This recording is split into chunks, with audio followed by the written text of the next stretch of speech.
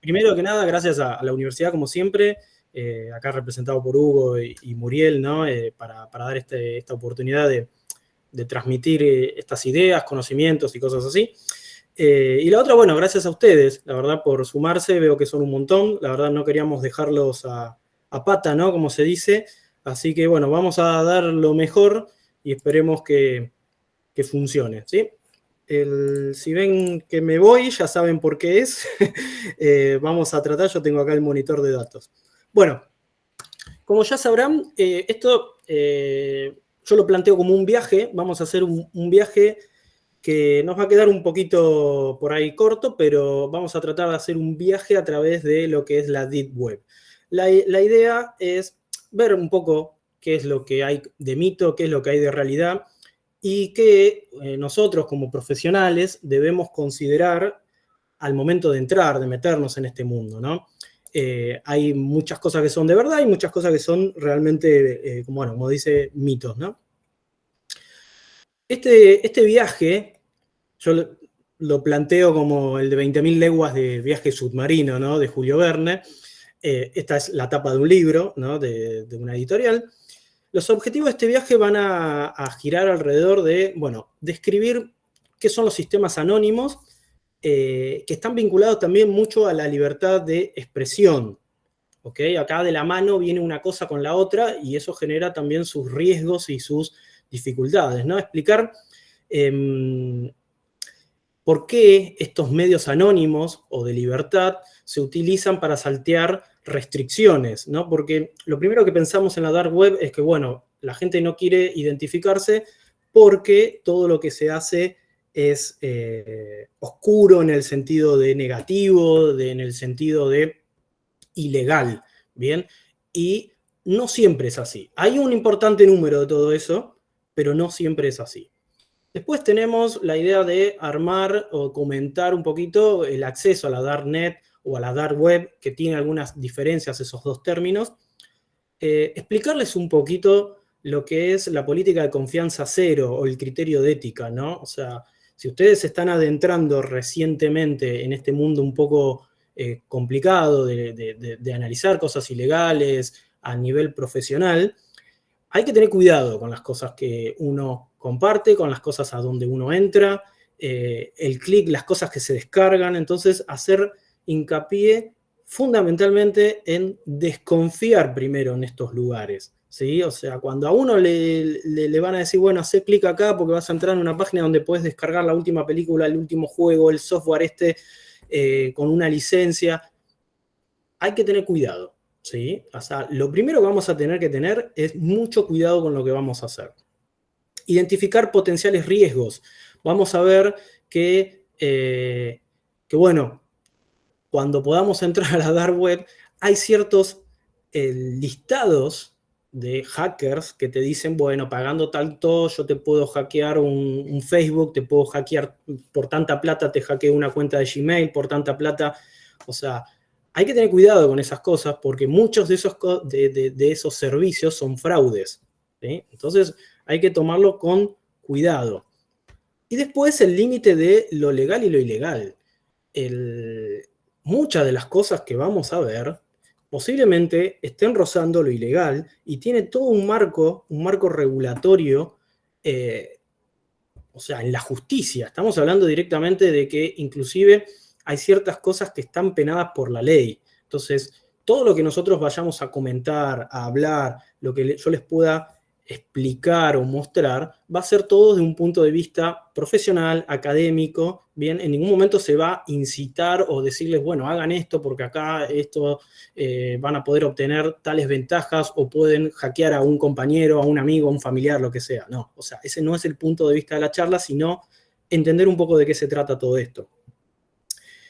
Nuevamente, fomentar la ética, ¿no? Y evitar, vamos, por sobre todo, tratar de evitar los contenidos de mal gusto, llegar a ver los delitos explícitos y cosas así, ¿no? O sea, siempre lo vamos a plantear desde ese marco.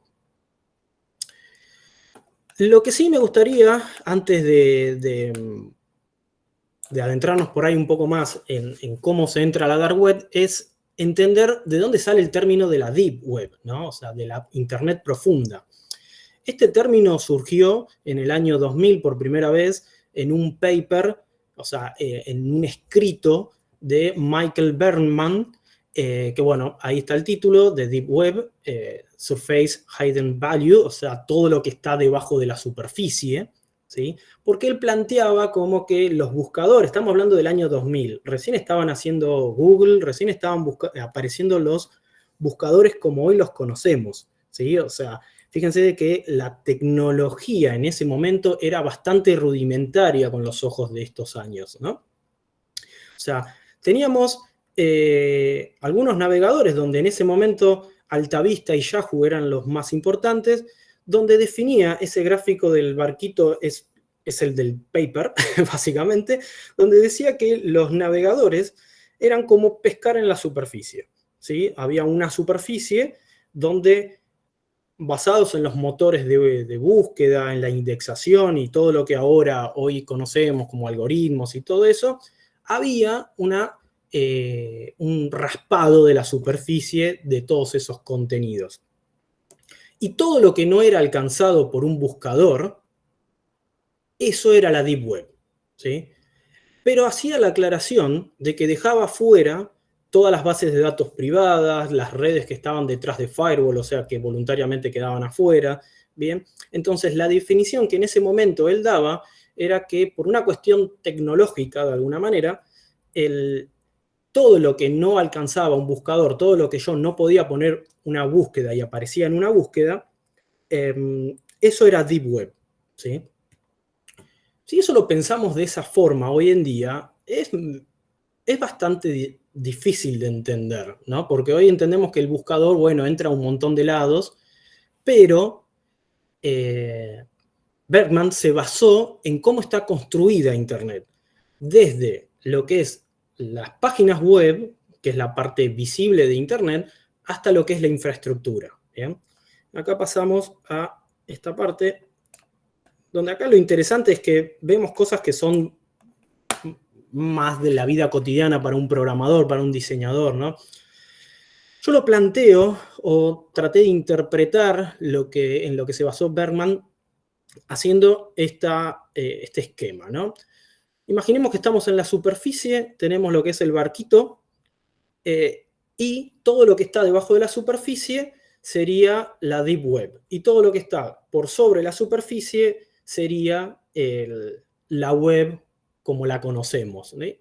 Entonces, fíjense que basado en el concepto de Bergman, él planteaba de que todo lo que estaba construido, hoy pensándolo como un frontend, era la parte visible de Internet, ¿sí?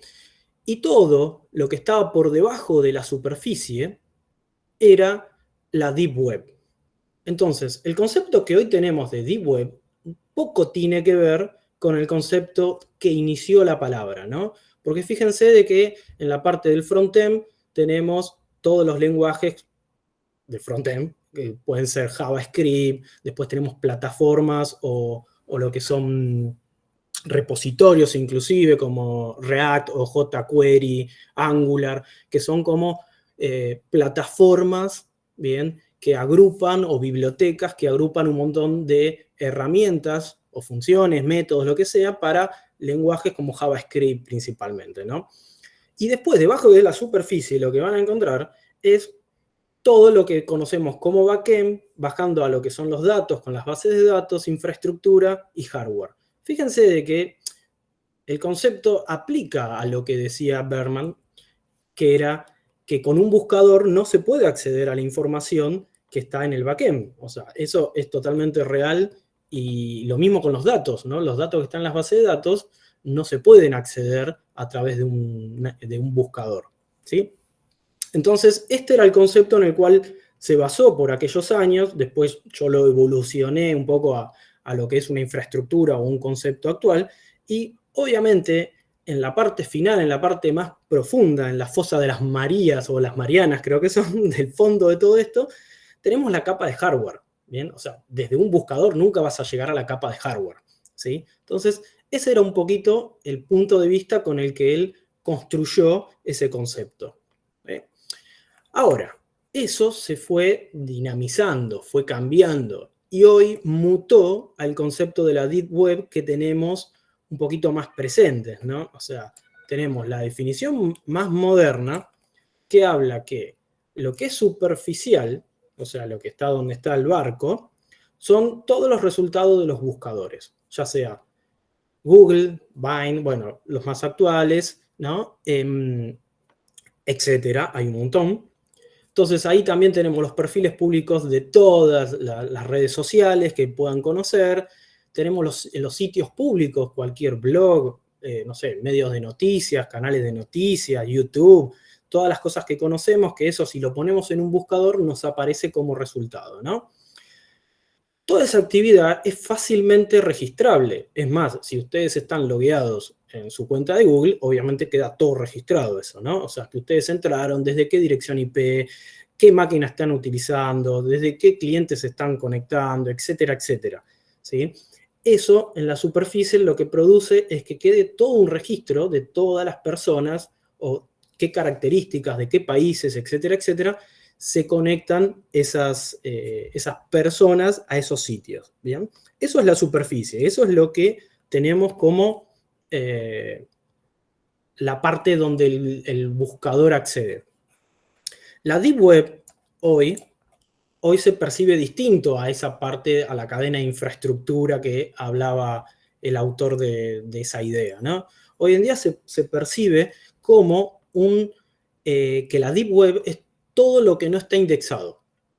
¿Bien? Entonces, acá dividimos el mundo entre lo que está indexado, que es la parte superficial. Indexado hablamos todo lo que consigue acceder en un buscador, y todo lo que no está indexado es la Deep Web. Entonces ahí entra todo lo que requiere una suscripción, todo lo que requiere una contraseña, el home banking, documentos legales, historias clínicas, datos gubernamentales, universidades.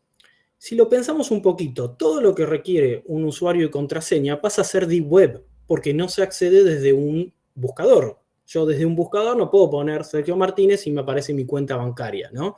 Entonces, fíjense de que ahí el concepto cambió. No es algo que está muy profundo, escondido en Internet y que soy un hacker. No, yo entro a la Deep Web diariamente. Cada vez que entro al home banking, entro a la Deep Web. Cada vez que entro a mi Google Drive, que no accede otra persona que no sea yo, en teoría, ¿no? Pero bueno, estoy utilizando la Deep Web. Entonces, acá es donde empezamos a separar lo que es el mito y la realidad.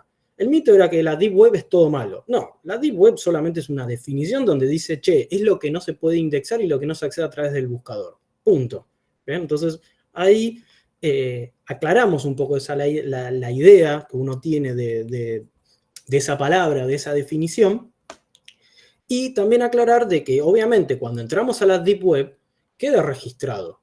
Todo lo que hagamos queda registrado. ¿Por qué? Porque básicamente cuando entro al home banking pongo mi usuario y contraseña, ya el banco sabe que soy yo el que está entrando. Cuando hago una transacción ya sabe que soy yo el que hago la transacción. Lo mismo con el Google Drive o con cualquier plataforma de streaming, Netflix o lo que sea, ¿no? Netflix inclusive con las limitaciones de direcciones IP y todo lo demás, ya sabe de que solamente vas a poder entrar de Argentina, de ningún otro país. Entonces, eso es Deep Web porque yo no puedo googlear y mirar una película desde la puedo encontrar con un navegador. Puede ser que haya en algún lado alguna cosa como para mirarla así, pero no es el común, ¿bien? Entonces ahí ya aclaramos y de alguna forma le dimos un poco de luz a esa gran diferencia, ¿no? Pero acá es donde viene el porqué de la existencia de la Dark Web, ¿no? Lo que nos encontramos es que esta Deep Web y la superficie, por los buscadores en sí, esa superficie se ve alterada, ¿bien? Y se ve alterada no ahora porque el buscador no pueda acceder, sino porque los buscadores o las plataformas que están en la superficie, de alguna manera, tienen, ¿cómo buscar una palabra? A ver, tienen necesidades u objetivos diferentes a los que se tenían antes, ¿bien? Ahora tenemos sistemas de censura, bien, ha pasado en un montón de casos donde, por ejemplo, por alguna razón política, económica o ideológica no se está de acuerdo con algo, YouTube, se sabe, ha cerrado canales de YouTube porque, no sé, se estaba a favor de, por ejemplo, Rusia en la guerra de Ucrania, ¿no? O casos parecidos. O sea, después se puede discutir si está bien, si está mal o por qué se hacen ese tipo de cosas. Pero ahí ya estamos alterando la superficie. En un buscador, yo en Google ponía ciertas cosas y la información no me aparece. ¿Bien? Desinformación, o sea, los buscadores manejan muchas veces información contradictoria con el mismo peso.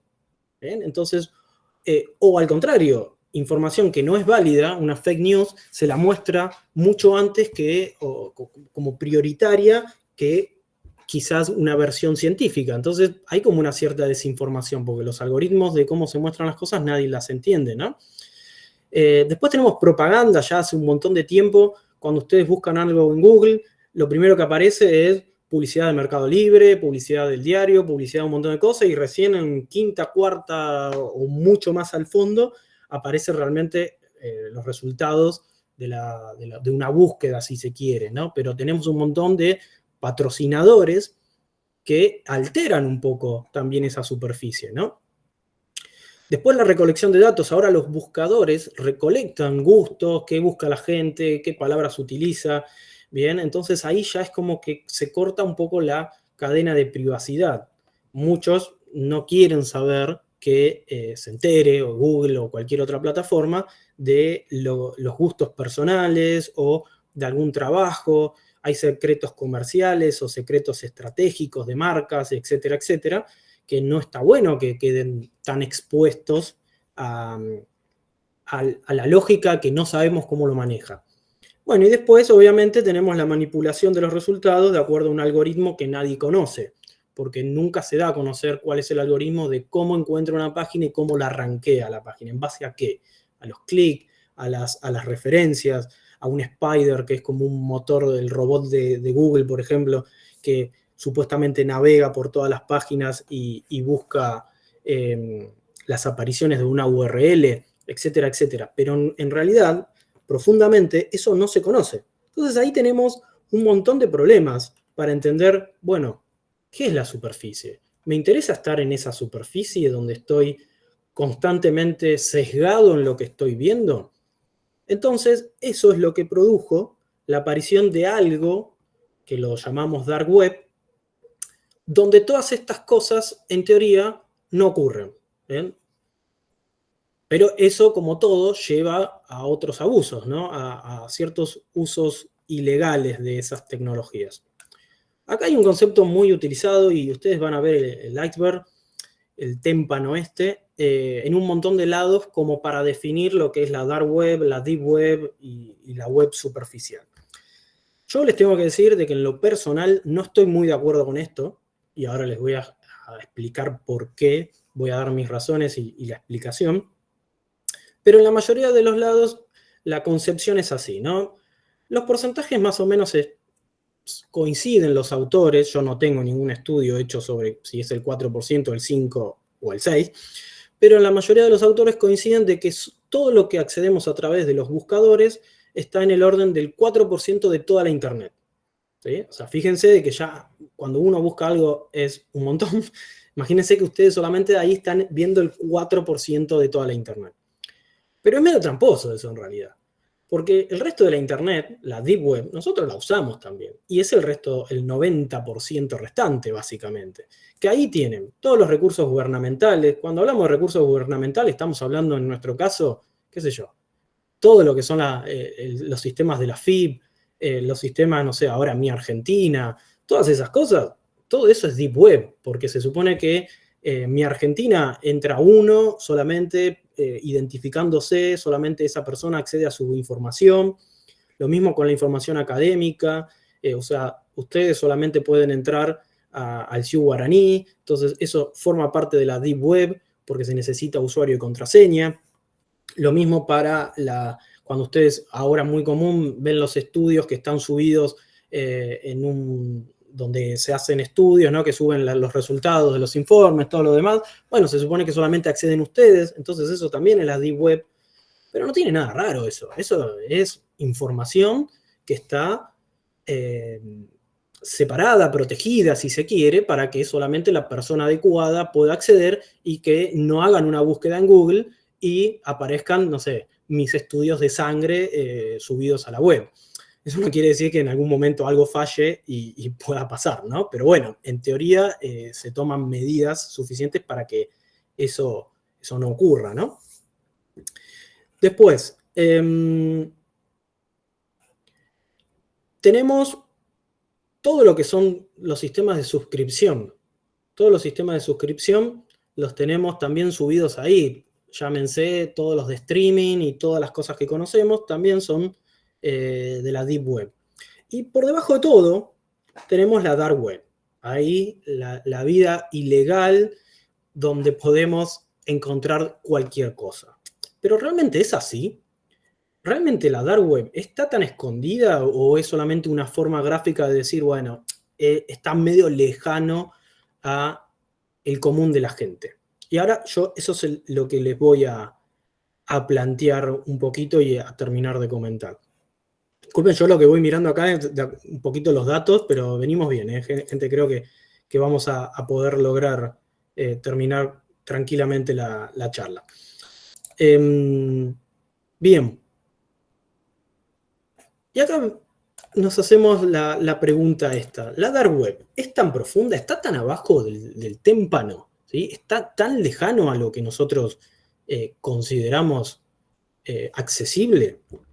Bien, bueno, acá un poco punteando algunas cuestiones. La Dark Web no tiene una definición única, ¿bien? Yo les puedo dar una definición, pueden hablar con otro profesional, les dará otra, investigarán otro autor y les dará otra aproximada. Más o menos todos tienen de acuerdo ciertos puntos en común, ¿no? O sea, básicamente utiliza la infraestructura. Y esto es algo que acá, mira, permítanme volver un poquito acá. Acá abajo en la Dark Web, no sé si se llega a ver, pero lo que dice es solamente accesible desde algunos navegadores como Tor, ¿bien? Y aclara que la Deep Web, la tecnología utilizada en la Deep Web, no tiene nada que ver con la Dark Web. Y eso es incorrecto, ¿bien? Porque la infraestructura, lo que habla de tecnología, ¿a qué se refiere con tecnología? La tecnología, de alguna manera, es la misma. O sea, yo puedo utilizar una tecnología para el bien o la misma tecnología para el mal. Entonces, esas son las cosas que se confunden, se piensan que hay toda una infraestructura, un cable que sale de un lado, que ese cable es exclusivamente para conectar a la Dark Web, y no es así. La infraestructura de la Dark Web no funciona así. Está funcionando sobre toda la infraestructura que trabaja el resto de Internet. ¿Sí? No es que hay toda una infraestructura separada. Ahora vamos a intentar un poquito charlar de cómo es que se monta eso y cómo la idea, a ver, explicar un poquito cómo es que funciona. La idea, bueno, ahí también es transversal a la tecnología de la superficie y de la Deep Web, o sea, está metida ahí, ¿sí?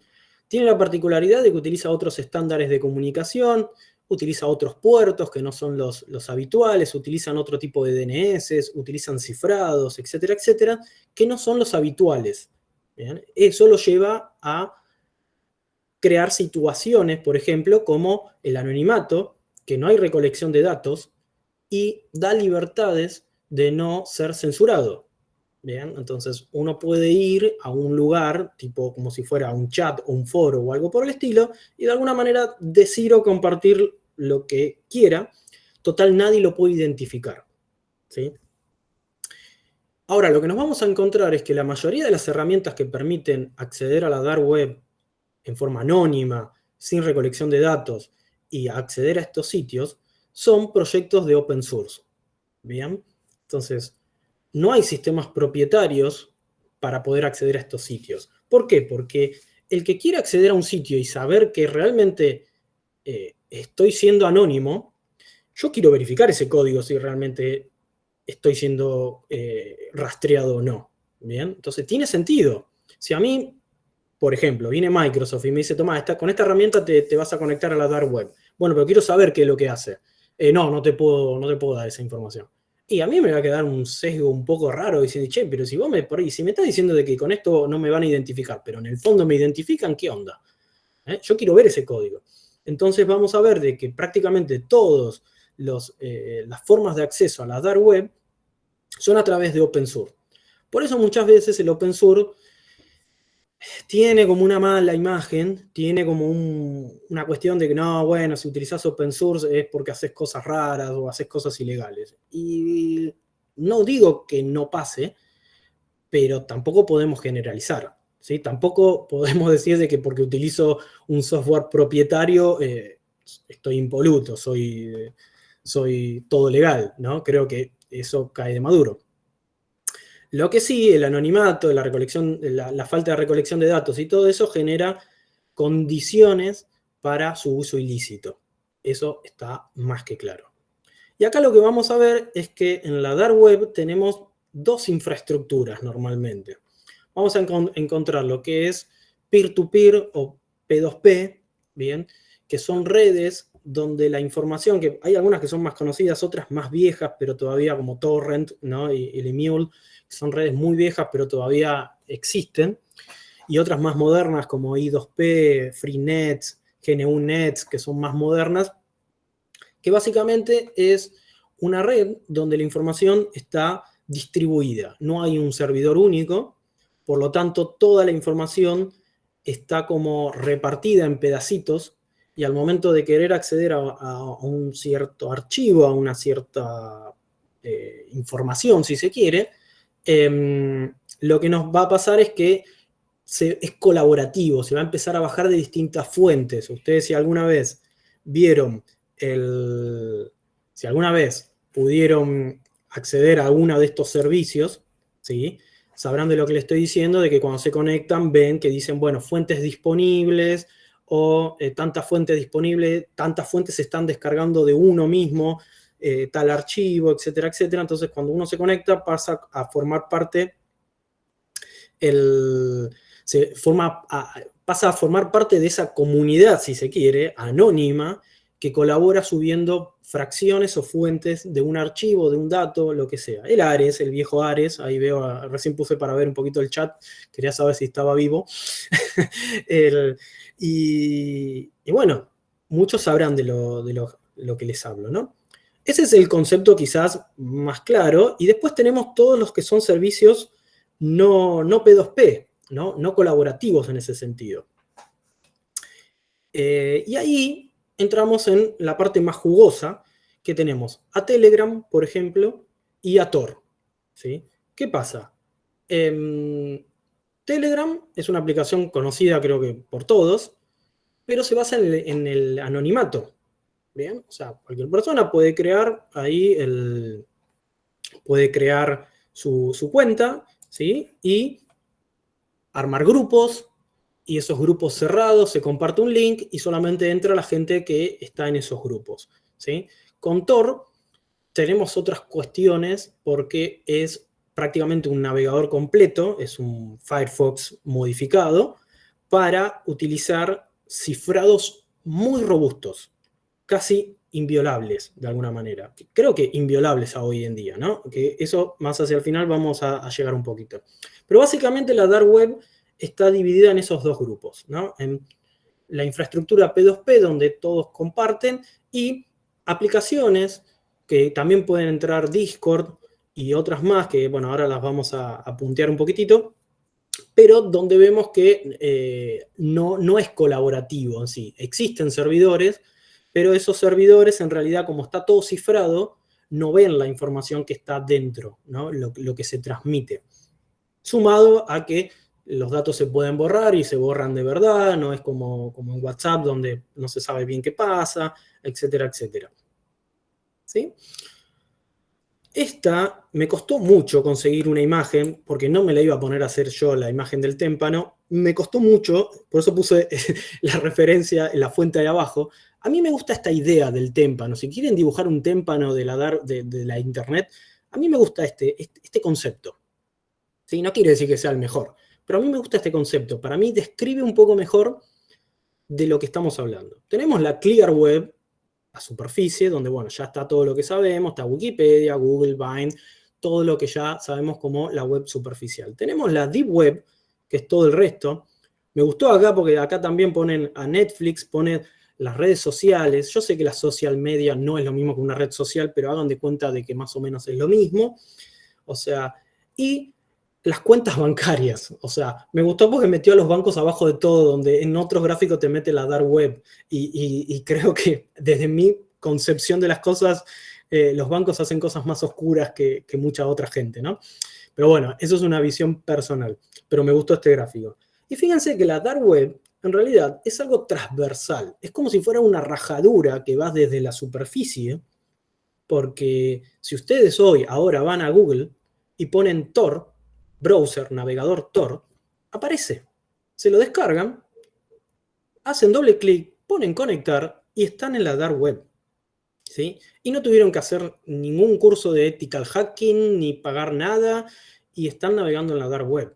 Ahora, guarda lo que hacen con eso. ¿Sí? O sea, la idea es tener cuidado dónde entran y qué es lo que hacen. Lo mismo con Telegram. En Telegram puede ser que les pasen un grupo y puedan acceder a información que no necesariamente es el grupo de los papis del colegio, ¿no? O sea, puede ser que haya cosas realmente crudas en esos grupos. ¿Por qué? Porque nadie audita, hasta lo que ha pasado estas últimas semanas, nadie auditaba, vamos a hablar en pasado por ahí, bien qué pasaba ahí. Lo mismo con el resto de las redes. Las redes que son P2P, las que son distribuidas, es mucho más difícil controlarlo. ¿Sí? En cambio, las redes como por ejemplo lo que es Tor, lo que es Telegram, Discord y otros lugares, quizás en algún momento se puede hacer algo. Aunque con Tor lo veo realmente muy complicado. Bien, o sea, este es el concepto, si quieren dibujar un témpano, que a mí, de alguna manera, la rajadura dentro del témpano describe de una manera un poco más acertada cómo se distribuye la dark web dentro de lo que es el mundo o la infraestructura de Internet, ¿no? Disculpen si se ve un poquito chico, después cualquier cosa de última me pueden pedir las diapositivas si están interesados, está mi correo por algún lado. Así que se los puedo pasar, no tengo problema. ¿Qué hay en la dark web? Bueno, acá hay muchos relevamientos. Yo dejo siempre las fuentes porque no me gustan los datos tomados de la nada.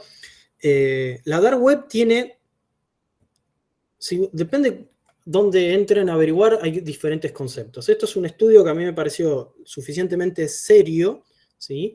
De febrero de este año y actual, porque había estudios muy viejos, donde vemos que de la dark web se analizaron todas las URL, o sea, todos los links que se encontraron en esta investigación, digamos. Esperen que voy a verificar a ver si tengo internet en mi casa, a ver si puedo mostrar algo después. Investigaron todas esas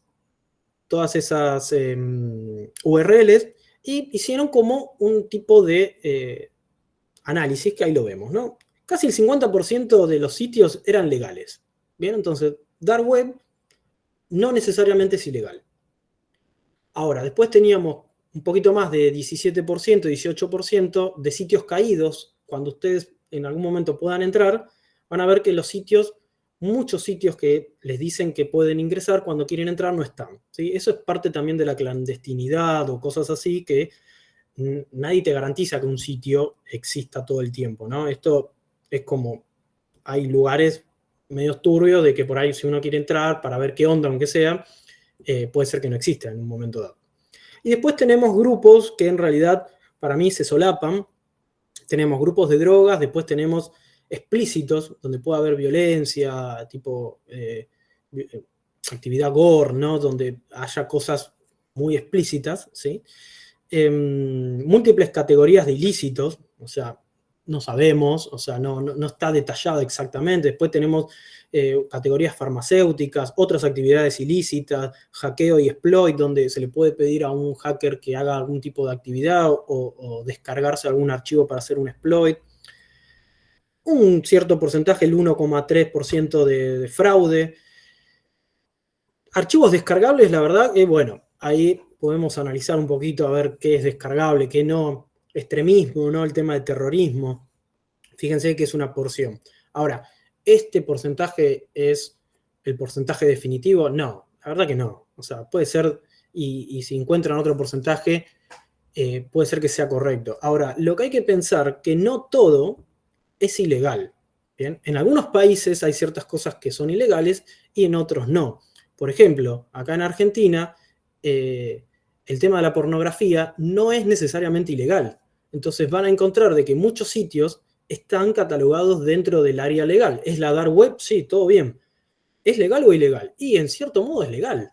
¿Sí? Entonces es como que hay que diferenciar a ciertas cosas. Inclusive se pueden encontrar archivos, programas y cosas así.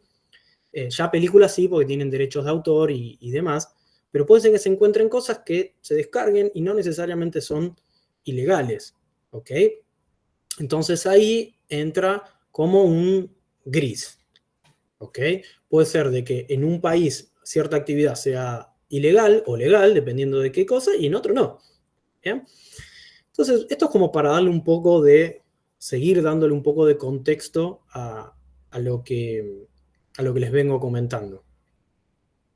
Ahora importante, igual no sé, no sigo sin internet, así que no sé si vamos a poder hacer una pasadita, una navegación, pero dejar aclarado, si ustedes se cuelgan y tienen la iniciativa, de que podemos estar o no de acuerdo con la ley, pero la ley se tiene que respetar, gente. O sea, yo acá hago un disclaimer de los conceptos que podamos llegar a ver o que ustedes puedan llegar a curiosear, de poder entrar y ver a ver de qué se trata todo esto. La ley hay que respetarla hasta por cuestiones éticas, ¿no? O sea, siempre hay que pensar que uno va a ser profesional, ¿no? Hay que respetar la intimidad del prójimo, el buen uso, todas estas cuestiones de amenazas o cuestiones de aprietes por información que a veces se roban en las computadoras, bueno, lleva a un uso ilegal de toda esa información. La idea, bueno, es contarles algunas cosas, descubrir algunos pequeños detalles. Ya no creo que podamos poder adentrarnos demasiado. Bien, vamos a promover que se vea lo que hay en algún momento y obviamente no incitamos a que ustedes entren y contraten esos servicios o accedan, ¿no?, a todo lo que podamos encontrar ahí adentro, ¿no? No estamos diciendo, che, esto es como el marketplace y ustedes vayan y contraten. No, todo lo contrario. Siempre confianza cero. Cuando entramos a estos lugares, la idea es desconfiar de todo. ¿Ok? Solamente es para ver de qué se trata y uno tener un punto de vista para decir, che, me gustaría por ahí estudiar y luchar contra este tipo de cosas o entender un poquito más. Lo otro a tener en cuenta es esto, guarda gente, que hay muchos lugares que son trampas.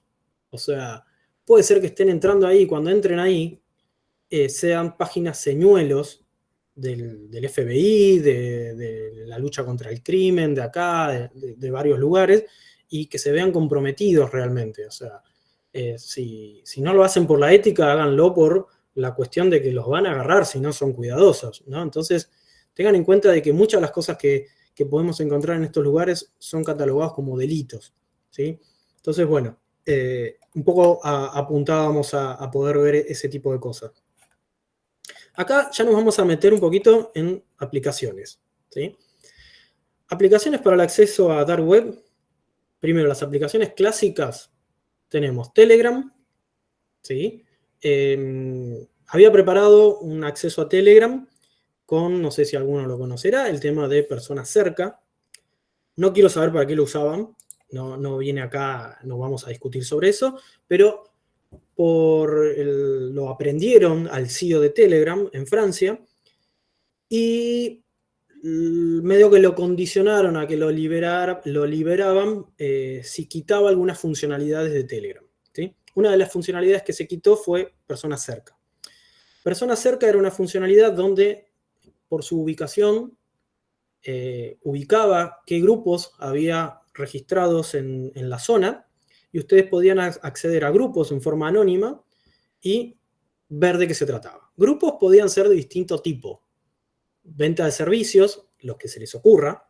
Venta de productos, lo que se les ocurra también. Dejen volar la imaginación. Y todo lo que ustedes necesiten para recreación, si quieren, ¿no? Llamarlo de una manera. Ahí se podía encontrar desde pornografía, venta de drogas, armas, un montón de cosas. Bien, eso no lo controlaba nadie. Yo iba, creaba un grupo y la gente vendía servicios, vendía sus videos o cosas así. Eso fue quitado el 7 de septiembre, ahora, hace poquito, porque, bueno, lo que decían era que fomentaba el terrorismo, ¿sí? Lo aprendieron al CEO de Telegram y una de las condiciones para largarlo era que quite esas funcionalidades, ¿sí? Así que, bueno, hoy en día todavía siguen los grupos de Telegram permiten hasta 200.000 personas, audiencias ilimitadas, se puede hacer streaming y un montón de cosas, que queda todo en el anonimato, ¿bien? Después tenemos Discord, que también permite funciones de anonimato y grupos de estas mismas características, quizás no tan ligado, pero se ha visto de que hay mucho fraude a través de Discord, principalmente cuando se arman los grupos de juegos. OnlyFans, ¿sí? Para mí es algo medio raro eso, pero quizás para ustedes estén más a tono, ¿no? Donde en realidad es OnlyFans, es donde se vende servicios básicamente de videos a personas, se vende como un cierto servicio que la empresa en realidad había propuesto prohibir la pornografía a través de esta plataforma, pero después se arrepintió y continuó vendiendo servicios y hoy en día gran parte de los ingresos de esa plataforma es a través de la pornografía consensuada entre el que la provee y el que la compra, ¿no? Y después tenemos los sitios de apuestas. Hay muchos sitios de apuestas. Estos no son los únicos, ¿no? O sea, hay un montón. Hasta hace no mucho tiempo, acá en Argentina, se bloquearon más de 200 sitios de apuestas porque estos sitios permitían apostar a menores y generaba grandes adicciones y grandes problemas y estafas, ¿no? Muchas estafas porque ahí entraban a sitios donde terminaban siendo estafados, ¿sí? Y ahora no digo que está mucho más controlado, pero bueno, hay ciertas cosas que cambiaron. Igual ahora con lo que sigue se van a dar cuenta de que pueden haber un montón de otras cosas para saltear esos controles, ¿sí? Lo otro, buscadores anónimos. Parece tipo como alcohólicos anónimos, ¿no? Pero son buscadores anónimos. Estos buscadores anónimos lo que hacen es garantizan que no queda registrado qué es lo que vos estás buscando. Yo acá puse 3, que es el del patito, que es el que ponerle a mí más me gusta, pero después, por ejemplo, tenemos Ecosia y Brave, que son también bastante conocidos. Ecosia dice de que si vos utilizás eso, donan plata para plantar árboles. Entonces, como que, bueno, tienen ese eslogan. Brave es como más, o sea, maneja la privacidad y la rapidez, ese es el lema de alguna forma, y el del pato, que ha sido bloqueado por Google en algún momento, el del pato es el que está en la mayoría de los lugares y el que viene por default en algunos open source, ¿no? Igualmente el algoritmo de búsqueda tampoco es muy conocido, pero ellos lo que te garantizan es no tenés patrocinaje, o sea, no tenés publicidad dentro de la búsqueda, las búsquedas son bajo patrones más conocidos, ¿sí? Y no se rastrea tu actividad en el buscador, o sea, te garantizan eso y es como que medio, bueno, se puede corroborar. Acá, y ya para ir cerrando, lo que vamos a ver es un poquito de qué se trata la red Tor. La red Tor es una red que está basada en el cifrado en cebolla. Bien, por eso Tor y tiene una cebolla en su logo, que básicamente lo que hace es cifrado tras cifrado. ¿En qué consiste esto? Bueno, en principio es un navegador open source basado en Firefox, que está escrito en C, Python y Rust, o Rust sería, que es un lenguaje heredado de C, de C++. O sea, fíjense para los que están aprendiendo C, que hay cosas que están hechas en C copadas, y muchas cosas son necesariamente se hacen así porque es donde se obtiene el mejor rendimiento. La característica de Tor es que cifra en forma de cebolla. ¿Qué quiere decir? El mensaje puede ir cifrado, porque yo me puedo conectar cifrado, pero después tenemos 3 saltos siempre en la red. Cada salto, fíjense abajo, tenemos un esquema donde tenemos el Tor Client, que entra lo que es la entrada a esa nube, si quieren, donde esa nube lo que hace es cifrar con su primer clave de cifrado. En el intermedio utiliza otra clave de cifrado y la última, antes de salir, también utiliza otra clave de cifrado. Y luego de ahí, hacia el destino, va cifrado con la key o la clave, en realidad, del mensaje en sí mismo, ¿sí? Siempre van a ver de que hay 3 cifrados. Esos 3 cifrados lo que proveen es que no solo hay que romper un cifrado, que puede ser el del mensaje, sino que hay que romper los 3 restantes, lo que genera que sea prácticamente imposible ver lo que se está transmitiendo dentro de ese canal. No solo eso, sino que la red Tor lo que hace es modificar la dirección desde donde nos estamos conectando. Por lo tanto, es difícilmente rastreable el cliente en dónde está, porque el que conoce dónde está el cliente es el servidor de entrada, pero el servidor de salida no sabe dónde está el cliente y esa información ya quedó cifrada con la clave del primer servidor, ¿sí? Los 3 servidores dentro de la nube se conocen e intercambian la información, pero intercambian los paquetes, no el contenido. ¿Se entiende cómo viene la mano? Entonces, todo el resto es totalmente ajeno. Y cuando llegás al destino, en realidad, el destino lo que conoce es la información del último servidor, para decirlo de una manera, de esa nube. ¿Ok? No sabe quién es el que se está conectando desde el cliente Tor. Esto nació hace muchos años para navegar en Internet, ¿sí? Páginas web, al principio eran muy, muy básicas. ¿Por qué? Porque todo este cifrado es costoso a nivel computacional. Hoy en día eso ha mejorado, inclusive dentro de esta red Tor tenemos Messenger, o sea, chat, y tenemos llamadas telefónicas, con todo este nivel de cifrado. Yo acá me gustaría mostrarles esto, pero tengo miedo que se me rompa todo, pero si ustedes entran a estas direcciones, las metrics, torproject.org o torflow, ¿no? Buscan eso en el Google y van a ver en tiempo real, el torflow, van a ver todos estos servidores, cómo se están conectando en tiempo real entre ellos y el tráfico en tiempo real que existe hoy en día entre de la red Tor. ¿Bien? Entonces ahí van a ver toda la gente que está utilizando, obviamente no identificada, ¿no? Pero todo el tráfico relacionado con la dark web. Para terminar de explicar un poquito esto, Tor es la red más conocida, hay otras, ¿bien? Acá me gustaba dejar el esquema de, por ejemplo, si hay un cliente que está en Norteamérica y quiere acceder a un servidor en China, fíjense que el primer tramo desde el cliente termina estando cifrado por las 3 capas de la cebolla más el cifrado interno del mensaje. Y ese cifrado luego se va quitando a medida que se va yendo. El servidor de entrada es el guard, ¿no? O proxy, en algunos lados lo mencionan. Después tenemos el middle, que significa el del medio, y el de salida, exit. Entonces, el servidor solo conoce al servidor de exit de Tor. El del medio pivotea, ¿bien? Van a ver que si entran a las direcciones que yo les dije, la mayoría están en Europa y en Estados Unidos, estos servidores. Eso, o sea, que muy probablemente les den direcciones IP de esos lugares. Y van cambiando. A medida que ustedes están navegando, esas direcciones IP van cambiando. Entonces es irrastreable porque constantemente van cambiando las direcciones IP y no hay forma de rastrear como con una dirección fija, como normalmente ocurre cuando ustedes navegan por Internet.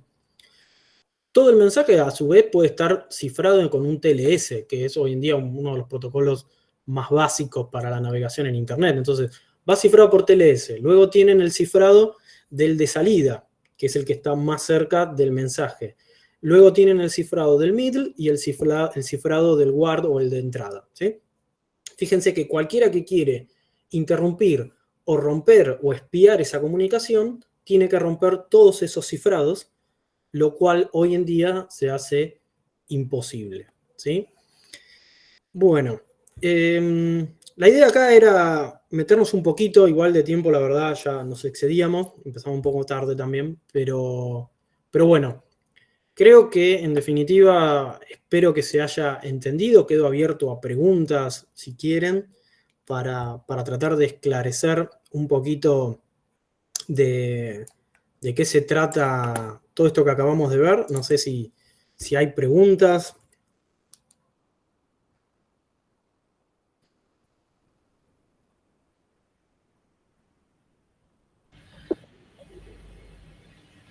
Sí, levantaron la mano ahí, Hugo. ¿Qué tal? Buenas. ¿Cómo estás? En cuanto a Tor, Sí. ¿es, se puede usar como un navegador corriente para, o sea, para navegar en superficie, vamos a decir? ¿O necesariamente es para ingresar a la Deep Web?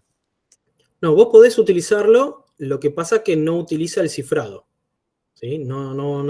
Si vos navegás por la superficie, vos no entrás a lo que es la red Tor, que es la que tiene el sistema de cifrado. Vos lo podés usar, eh, no te rastrea, ponerle el browser y podés usarlo como un navegador común.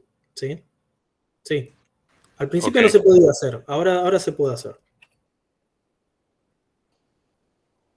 ¿No hay más preguntas por ahí? A ver, esperen que voy a... En el grupo preguntan sobre Discord para armar comunidad sobre un tema. Después Ramiro pregunta, su operador de internet no podría ver mi conexión al nodo WAR. Y te voy leyendo, ¿eh? Vos si querés andá. Sí, a ver, si tu proveedor de internet puede ver la conexión, sí, el proveedor en realidad va a ver un paquete, pero no va a poder ver qué es lo que hay adentro. ¿Sí? O sea, las direcciones IP las va a poder ver, porque en definitiva el paquete lo ve, lo que no puede ver qué es lo que hay adentro, que en definitiva es lo más importante. Ahí Catalina tiene la mano Sí, levantada. Catalina. Hola, profe. Yo quería hacer una consulta. Para quienes estamos recién incursionando en todo lo que es ciberseguridad, ¿qué recomendación podría darnos para tener cuidado ante ciertas aplicaciones o ciertas páginas web que queremos ingresar para observar o investigar? Mirá, lo principal es utilizar la política, como les dije, de confianza cero. Confianza cero es, no están en un jardín de infantes, ¿no? Están entrando en un terreno donde pueden hacer clic y pueden tener hasta inclusive imágenes o sitios que sean de mal gusto, ¿no? Sin entrar en demasiado detalle. Sí. Entonces, el tema de política cero, de confianza cero nos garantiza no tener ninguna sorpresa. Lo otro es utilizar una plataforma o una máquina que no sea la que utilizan habitualmente. Bien. Ok. Para evitar sea, infecciones. para evitar infecciones, claro. O sea, Ok. preferentemente un equipo que no sea Microsoft, ¿no? O sea, pero ya si estamos hilando fino, o sea, me instalaría un Linux cualquiera. O Ubuntu.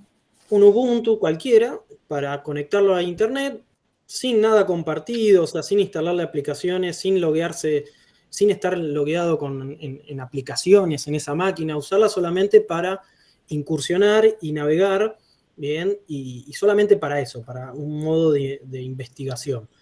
Para Okay. evitar, la mayoría de los virus, la mayoría de los troyanos y las infecciones están destinadas a los equipos más populares. Eso quiere decir, Microsoft, iPhone es un poco más difícil, pero lo ideal es salir dentro de esas probabilidades de caer en los objetivos de infección. ¿Sí? Okay. Ahí hablando de máquinas virtuales, sí, yo tenía preparada una máquina virtual para probar esto. No lo voy a probar acá en esta máquina porque justamente es un Windows, así que no lo voy a hacer. Pero los invito a que puedan entrar a Tor y puedan verlo ahí. Pero una máquina virtual también es una buena opción.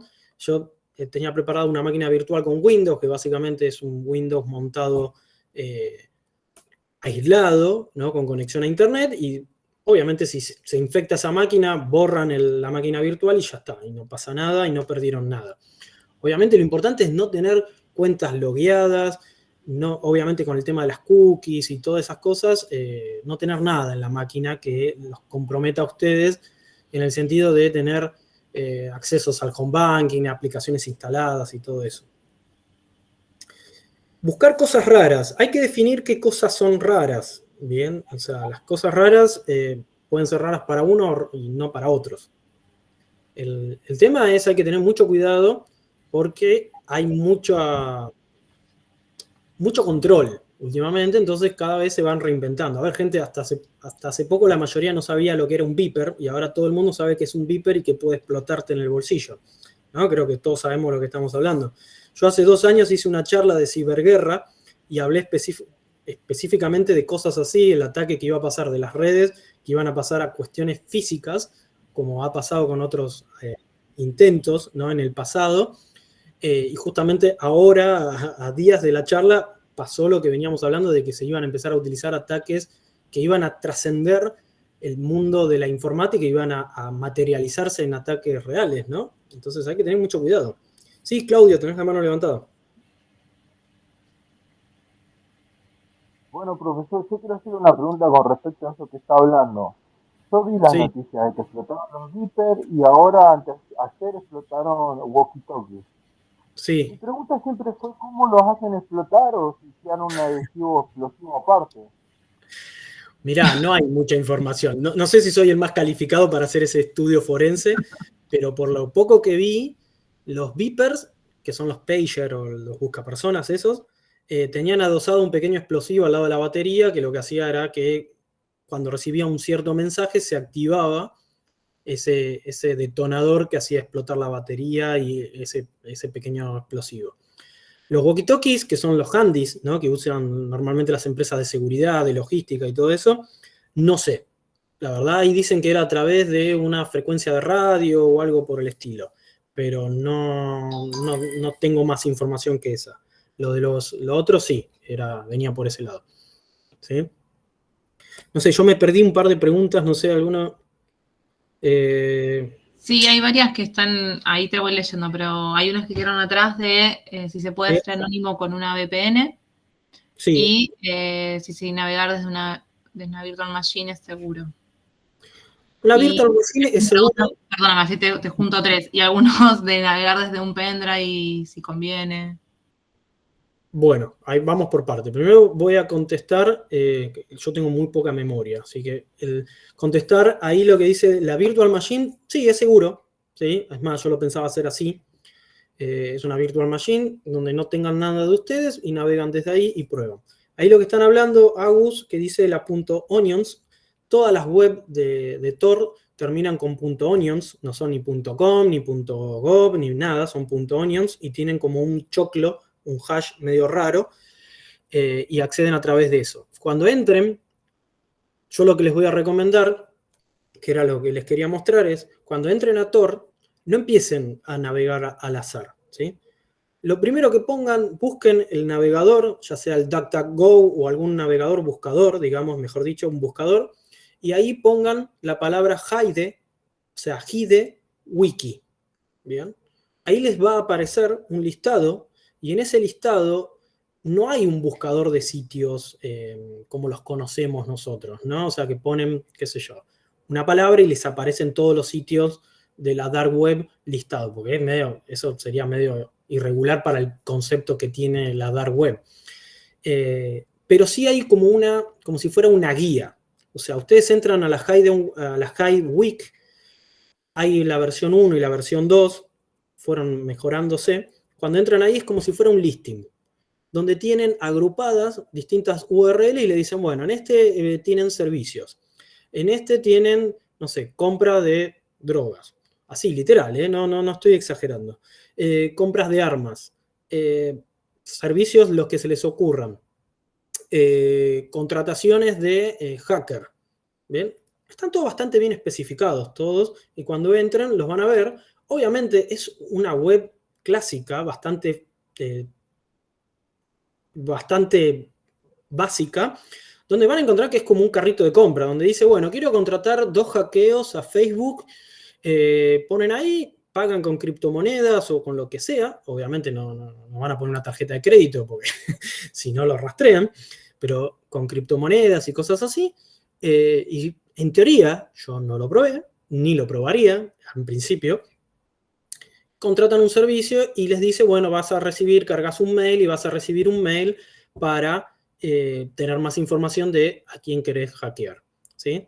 Lo otro que van a encontrar mucho son servicios, como por ejemplo, como si fuera un Google Drive, pero en la dark web, o sea, totalmente anónimo. Van a tener servicios de clouding, para subir cosas que garantizan el total anonimato de esos archivos que suben. Lo mismo para el hosting. Ustedes pueden montar un servidor, van a tener servicios de hosting dentro de la dark web. Es como una AWS o como Azure de Microsoft, pero en la dark web. Van a tener servicios que van a poder montar su propio negocio, si quieren llamarlo de una manera, utilizando la dark web. Y así con todo. Van a tener agrupadas en este listing todas las cosas que se pueden hacer. Van a haber muchos servicios de correos anónimos, van a tener URLs para poder mandar mails desde estos lugares que son anónimos, donde no le van a pedir la doble autenticación ni un número de celular para verificar. No, nada. Bien, o sea, entran ahí, tienen su cuenta, listo, ya está. No hay ninguna vinculación con la persona. Crean la cuenta y ustedes ya está. ¿Sí? A ver, me perdí las... bueno, las extensiones eran las onions. Después, ¿qué tenemos? ¿Qué cosas recomiendan? Una pregunta referida a VPN, Sergio.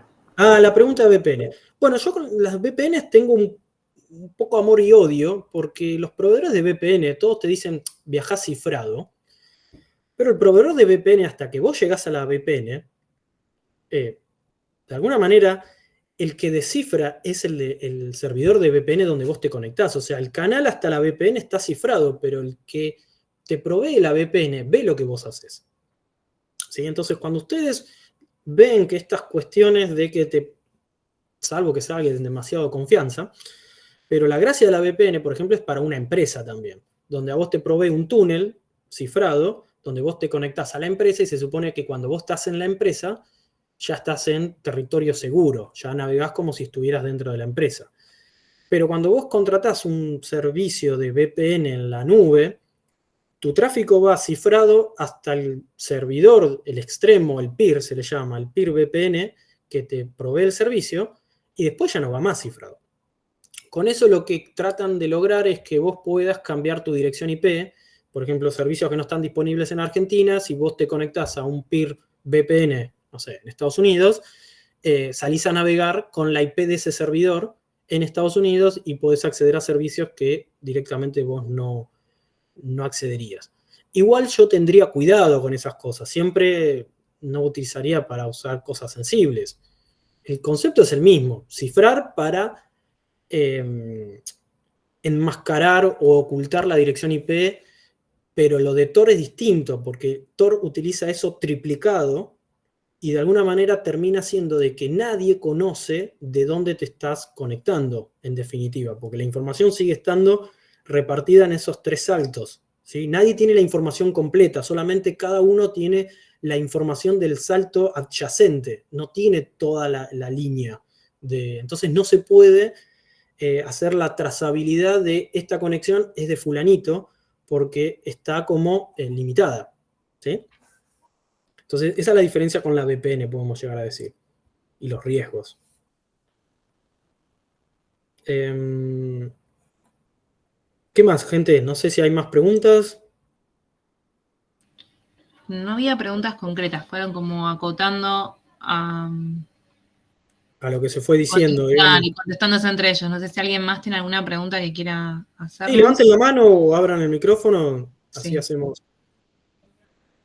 Bueno, ahí Darío de pregunta de nuevo si no es necesaria entonces una VPN. Creo que ya recién la sí.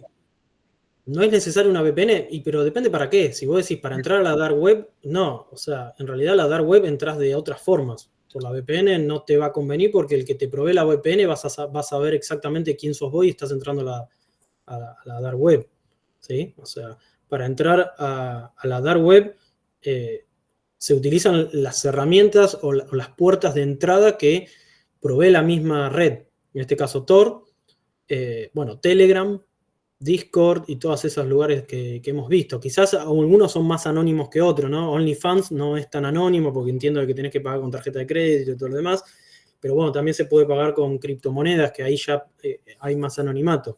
Sigo con billeteras, no sé cómo es el asunto. Pero lo mismo que para los sitios de apuestas, ¿no? Los sitios de apuestas no necesariamente se necesita pagar con la tarjeta, se puede pagar con criptomonedas. Entonces, ya es diferente. Cursos, academias, bueno, todas esas cosas yo no suelo recomendar que en realidad muchas veces el mundo autodidacta es muy positivo, ¿bien? Entonces hay que investigar y no tengo algo como para... pero de backend, dicen ahí. Con Linux, empecé instalando Linux, un Apache o un web, o sea, como un server web y una base de datos, y con eso arrancás a jugar un poquito con el backend. Después que dice ahí libros también, no te preguntan qué tanto estaría metiendo la pata si uso mi PC para usarla como nodo y hace falta eso, el nombre es DNI. El nombre de DNI, sí. Dice, es necesario cambiar la dirección MAC. A ver, gente, la dirección MAC no es una dirección física. A ustedes no importa la dirección MAC cuando acceden a Internet, porque en Internet se manejan con direcciones IP. ¿Sí? La dirección MAC puede ser la del módem, pero esa ustedes no tienen control. Si cambian la dirección MAC del módem, no acceden a Internet. Es una cuestión de lógica de redes. ¿Sí? Pero hay que analizar cada... A ver, ¿qué es lo que quiero decir? Esto no es la charla definitiva para acceder a la dark web, ¿no? Siempre me gusta decirle de que es como, bueno, anímense a ver que hay otro mundo, analícenlo, vean qué les parece, quizás si les da curiosidad y poder investigar un poco en la ciberseguridad, porque yo lo planteo desde el lado de la ciberseguridad, no del hecho de, los invito a entrar a estos lugares, ¿sí? O sea, es una salida laboral, ¿bien? Es un rubro profesional que cada vez crece más y se necesitan más profesionales. Entonces, si a ustedes les gusta, aprenden a pensar desde el punto de vista de la seguridad, la confianza cero y todo eso, sabiendo cómo se manejan los criterios de seguridad, es un perfil muy bien valorado y que cada vez, a medida que hay más servicios en la nube, hay más aplicaciones, etcétera, etcétera, cada vez es más necesario. ¿Ok? Entonces es como un rubro, como si fuera un área posible para meterse laboralmente. Y no solamente es aprender un lenguaje de programación en la salida del área de informática, ¿no? O sea, hay muchas cosas más, como siempre les decimos en las clases. No, y además sumando a eso que decís, Sergio, bueno, chicos, tienen materias en la carrera de programación web, de seguridad informática, técnica de programación, software en tiempo real. Bueno, tienen mucho para preguntarle a los profesores de toda esta temática. Exactamente, tal cual. Creo que bueno, yo ya estoy con los datos, no es que me gustaría quedarme, pero también creo que nos excedimos en el horario. Así que, por un lado, un poco contento porque pudimos dar la charla y les debemos para un futuro, tal vez, hacer una experiencia un poco más práctica de todo esto, pero bueno, creo que al menos la idea era que se lleven la curiosidad o la intención de poder investigar con esto. Yo los invito a hacerlo, siempre con cuidado, no hay que tener miedo, hay que tener cuidado y ser prudente, ¿sí? O sea, y si ven cosas medias raras, vuelvan para atrás y van a buscar por otros lados, ¿sí? O sea, estas son herramientas para aprender de que no hay que esquivar estas cosas si a uno le interesa, pero bueno, hay que tomarlo con criterio, ¿no? Hay que tener criterio siempre profesional y trasladar estas ideas al resto, ¿no? ¿Ok? Bueno, gente, de mi parte... Gracias, profe. No, de nada, un gusto, como siempre. Muchas gracias. Muchas gracias, Sergio, por la charla. Bueno, muchas gracias a todos por estar. Bueno, los invito a los que tienen que seguir con las clases correspondientes a conectarse a las clases, ¿bien? Y bueno, hasta la próxima. ¿Okay? Gracias, buen fin de... Bueno, Gracias, Sergio. chao, buenas noches, gracias por estar. Chao, chao. Muy buenas noches. Buenas noches.